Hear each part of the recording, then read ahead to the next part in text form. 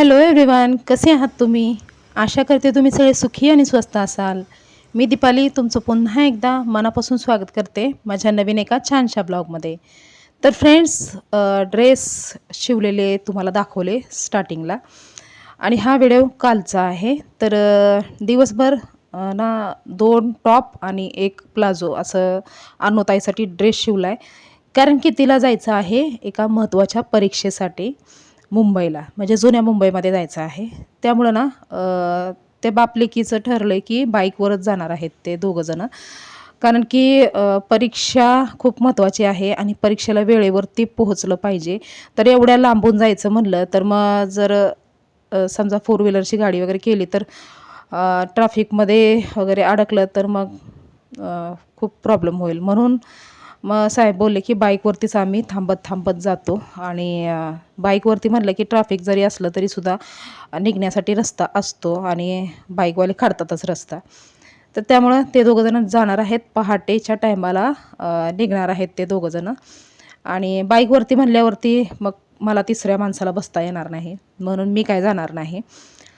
तर ते दोघंजणं पहाटे जाणार आहेत. त्यामुळं ना मग रात्रीचं आजचं जेवण ना बिर्याणी बनवायचं ठरवलं. कारण की बिर्याणी एकदाशी बनवली की मग सकाळी त्यांना जर गरम करून दिली डब्याला तर त्यांचा नाश्ता होईल दोघांचा पण आणि तिथं पोहोचल्यावरती थोडंफार डब्यातलं खातील ते बिर्याणी वगैरे. त्यामुळं मग आता ना बिर्याणी बनवायची होती म्हणून मी साहेबांची वाट बघत बसली होती आणि त्यांना यायला भरपूर उशीर झाला. तोपर्यंत मी बिर्याणीची तयारी करून ठेवली होती. कांदा, टोमॅटो वगैरे सगळं कापून, अद्रक लसणाची पेस्ट वगैरे करून सगळी तयारी करून ठेवली होती आणि ते आल्याच्या नंतर मग आता फोडणी द्यायला सुरुवात केलेली आहे. आणि अन्नूताईचं बाहेर हे काम चालू आहे, शोधाशोधी. म्हणजे उद्या आता परीक्षेसाठी काय काय लागणार आहे ते सगळे डॉक्युमेंट्स वगैरे ती जमा करून ठेवत आहे. आणि वैभवदादा गेला आहे ट्युशनला.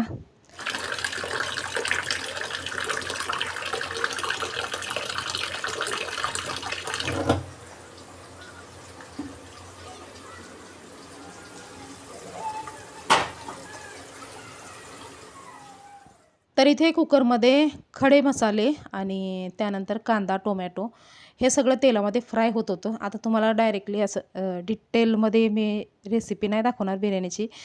तर थोडं हे करत तर हे सगळं फ्राय होत होतं एका साईडला आणि त्यानंतर दुसऱ्या गॅस स्टोववरती मी इथं ठेवलेलं आहे पाणी गरम होण्यासाठी. बिर्याणीला पाणी ना गरम एकदम कडक पाणीच टाकत असते मी त्याच्यामध्ये. थंड पाणी टाकलं ना तर त्याची चव थोडंसं वेगळी होते, त्यामुळं गरम पाणीच टाकत असते.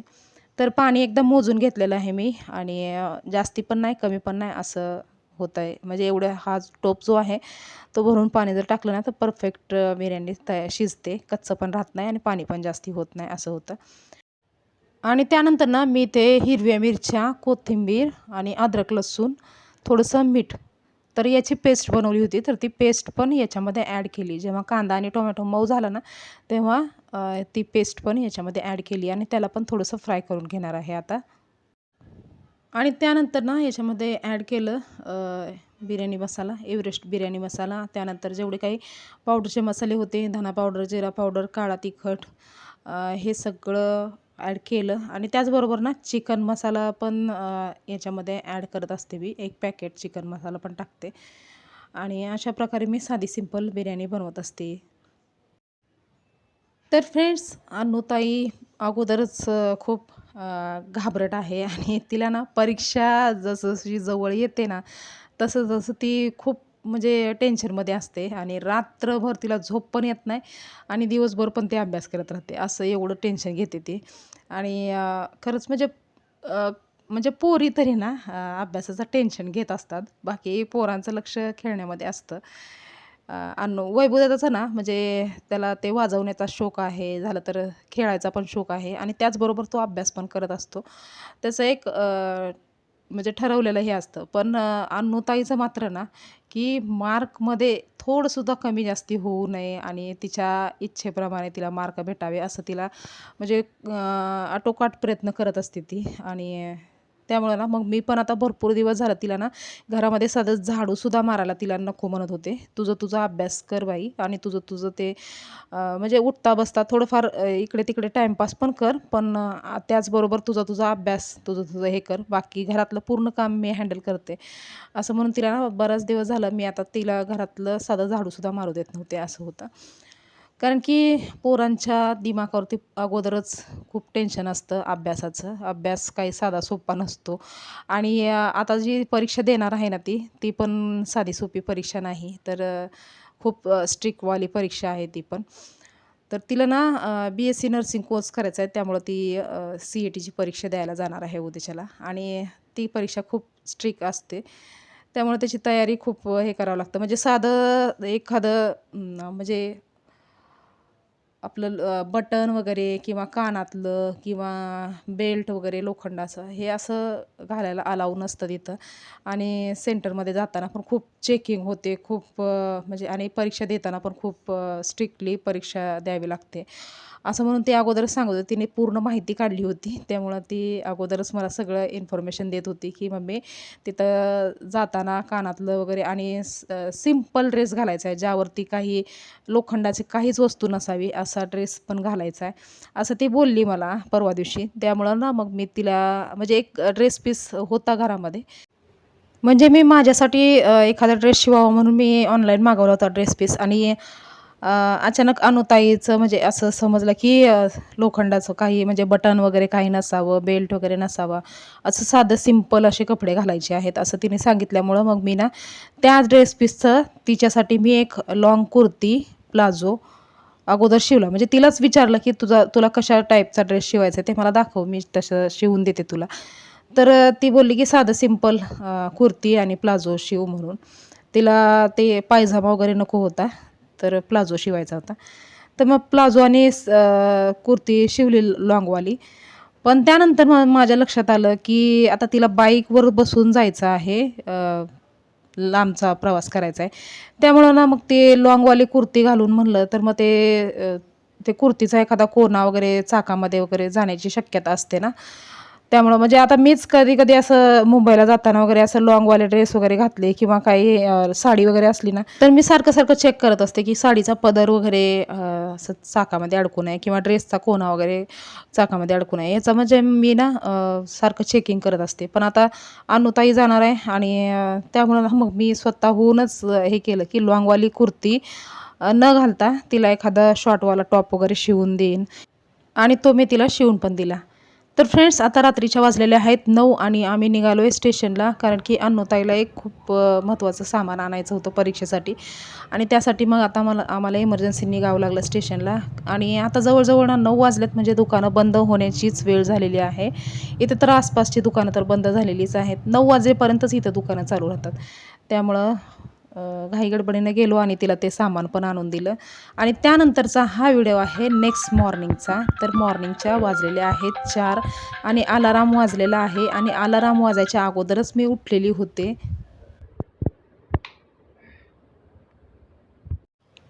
तर फ्रेंड्स इथे मी तर वेळेवरती उठलेच होते, पण त्याचबरोबर साहेब पण उठले आणि अनुताई पण उठली होती. तर अनुताईला पुन्हा मी झोपायला सांगितलं, कारण की एवढ्या लवकर जर उठलं तर मग पुन्हा झोप येईल. त्यामुळं तिला अजून थोडा वेळ झोप म्हणून सांगितलं. आणि आता इथे मी चहा बनवून घेते अगोदर, कारण की साहेब पण उठलेले आहेत आणि ते बोलत होते की चहा बनव म्हणून. तर मी आता अगोदर इथे चहा बनवून घेते.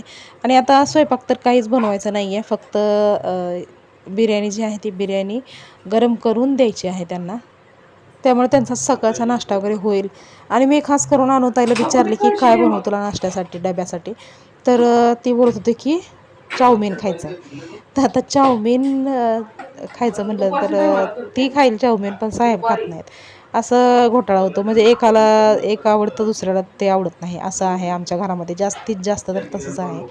त्यामुळं ना मग साहेब बोलले की ते चाऊमिन वगैरे बनवण्यापेक्षा बिर्याणी बनव. आणि बिर्याणीच आम्ही पहाटे नाश्त्यासाठी पण होईल आमच्या बिर्याणीच, तर बिर्याणीच बनव म्हटल्यावरती मग रात्रीच बिर्याणी वगैरे बनवून ठेवली होती. तर आता त्याला गरम करून देते ह्या दोघांना. आणि त्याचबरोबर अन्नूताई पण तिला झोप म्हणलं तरी ती झोपली नाही, उठली आणि आता तिला अंघोळीला पाणी ठेवून देते. कारण की सकाळी सकाळी थोडंसं थंड पाणी येतं. बाकी दुपारच्या टायमाला ना म्हणजे 9च्या नंतर ना जसं ऊन पडतं ना तसं नळाला एवढं गरम पाणी येतं की चटके बसतात, एवढं गरम पाणी येतं. पण सकाळी सकाळी म्हणलं तर थंडच पाणी असतं. त्यामुळं मग तिला अंघोळीला इथे कळशीभर पाणी गरम करून देते. आणि मला इथे ना आता अंघोळीचं पाणी गरम करण्यासाठी मोठा टोप पण घ्यायचा होता मला, तर ते घेईन. पण तोपर्यंत आता ही कळशी जी आहे ती असंच एक्स्ट्रामध्ये ठेवली होती. आता ती इथं पाणी तर भरून ठेवायची काही गरज पडत नाही, एक हांडा भरून ठेवला बस झालं. पण कळशी बाकीचे जे जुनेवाले हांडा कळशी वगैरे होते तर ते आम्ही इकडे शिफ्ट होतानाच भंगारमध्ये दिले होते. पण ही एक छोटीशी कळशी राहिली होती चुकून, त्यामुळे आता ह्याच कळशीमध्ये ठेवते. कारण जर्मनचे मोठे मोठे टोपं आहेत पाणी ठेवण्यासाठी, पण जर्मनच्या टोपामध्ये जर अंघोळीचं पाणी वगैरे गरम केलं ना तर मग ते टोपं खूप काळी होतात आतल्या साईडने, पाणी जर गरम केलं त्याच्यामध्ये तर. त्यामुळं ना मग मी स्टीलची कळशी ही होती एक्स्ट्रा तर त्याच्यातच ठेवून देते आता. आणि फ्रेंड्स, तुम्हाला गेले 2 दिवसापासून मला हे दाखवायचं होतं, तर मी ऑनलाईन कप मागवले होते. तर साधे सिंपलच कप आहेत, काही एवढे भारी नाही आहेत. पण एक की छोट्या छोट्या गोष्टी जरी मी माझ्या किचनमध्ये काहीही घेतलं तर मी तुमच्यासोबत शेअर करत असते. त्यामुळं हे पण दाखवून देते. आता सध्या चहा पिण्यासाठी एकच कप होता आणि दोघांना चहा प्यायचा होता. म्हणून मग माझ्या लक्षात आलं की हां, हे दाखवायचं आपल्याला. तर मग मी जाऊन बाहेर टेबलवरती हे बॉक्स ठेवला होता, तर ते बॉक्स घेऊन आले आणि तुम्हाला दाखवते. तर हे व्हाईट कलरचे कप आहेत, पण मला ना छोटेसे कप पाहिजे होते, एवढे जास्ती मोठे नव्हते पाहिजे. पण हे ना मोठे मोठेच कप आले. त्यांची साईज किती आहे ते तर आपल्याला दिसत नाही असं ऑनलाईन घेताना. म्हणजे एवढं कळून येत नाही की एवढे मोठे असतील म्हणून. पण आणल्यावरती मग मी बघितले, अरे म्हणलं एवढं मोठे मोठे कपं तर मला वापरायची सवय नाही, छोटे छोटे कपं वापरत असते मी. पण आता जाऊ दे, आता घेतलं एवढ्या आवडीनं तर वापरतेच.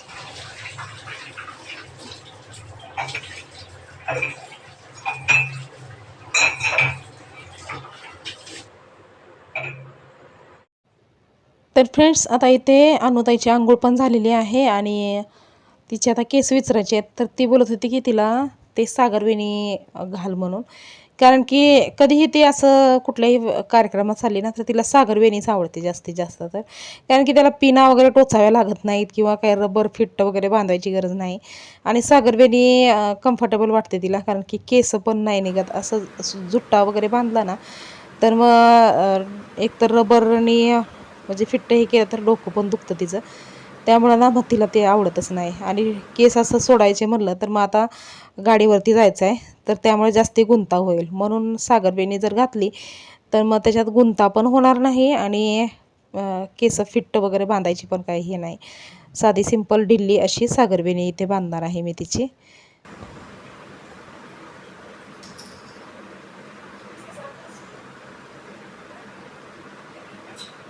तर फ्रेंड्स, आता इथे सगळी तयारी झालेली आहे. केस वगैरे विचरून झालेले आहेत, टिफिन वगैरे पॅक केला आहे आणि त्यानंतर चहा पाणी सगळं झालं आहे. तर आता निघायची वेळ झालेली आहे. छान लिहा पेपर, शांत दिमाखाला लिहा. कशाचं टेन्शन घ्यायचं नाही, नाही असू द्या ना, तिचं तिचं बॅगमध्ये तिच्या.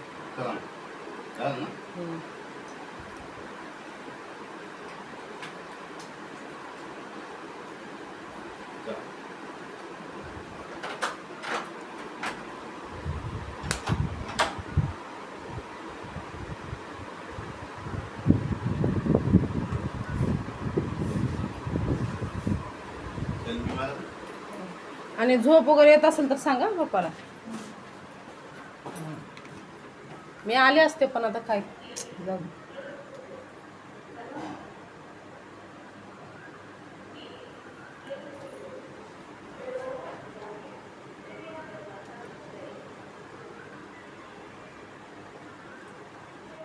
दरवाजा नीट बंदच करत नाहीत. Bye, all the best.